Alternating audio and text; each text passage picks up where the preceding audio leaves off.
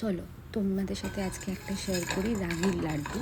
এটা baby friendly. আমি আমার মেয়েকে স্ন্যাক্স হিসাবে মাঝে মাঝে দিই, ইভিনিং স্ন্যাক্স হিসাবে। এটা high protein and high fibre rich একটা স্ন্যাক্স।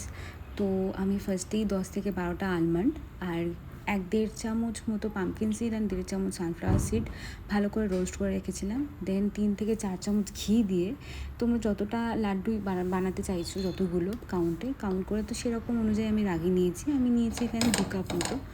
দেন এটাকে ভালো করে কুক করতে হবে ঘিয়ের মধ্যে, একটু ভাজা ভাজা টাইপের। And then dry coconut powder আমি এখানে ইউজ করেছি। সো তোমরা না চাইলে নাও করতে পারো, তোমাদের বেবি যদি পছন্দ না করে গন্ধটা কোকোনাটের, নাও দিতে পারো, স্কিপ করতেই পারো। তারপর এটাকেও ভালো করে নাড়িয়ে চাড়িয়ে নিয়েছি।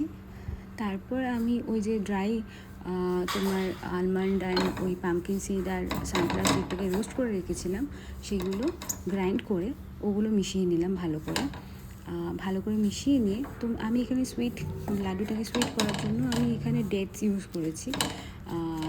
সিডেড ডেটসটাকে ভালো করে ভিজিয়ে রেখেছিলাম, দেন গ্রাইন্ড করে এটাকে মিশিয়েছি। তোমরা চাইলে ডেটসের পাউডার ইউজ করতে পারো। আমি এখানে চিনিটা একটু অ্যাভয়েডই করতে চাই ম্যাক্সিমাম টাইমে, তো আমি দিইনি এই জন্য। দেন ঘি দিয়ে 1 চামচ এটাকে ঠান্ডা করার পর আমি তোমার গোল গোল করে লাড্ডু বানিয়ে নিয়েছি। রাগি is very good for babies actually, প্রচণ্ড ক্যালসিয়াম রিচ হয়। আর তোমার এটা অ্যানিমিয়া ট্রিট করতে খুব হেল্প করে। তো আমার যে ডক্টর পেডিট্রিশিয়ান, উনি খুব হেল্প করে, মানে উনি সবসময় বলতেন রাগি খাওয়াতে, রাগি ইজ ভেরি গুড। তো আমি এই জন্যই লাড্ডুটা বানিয়েছি।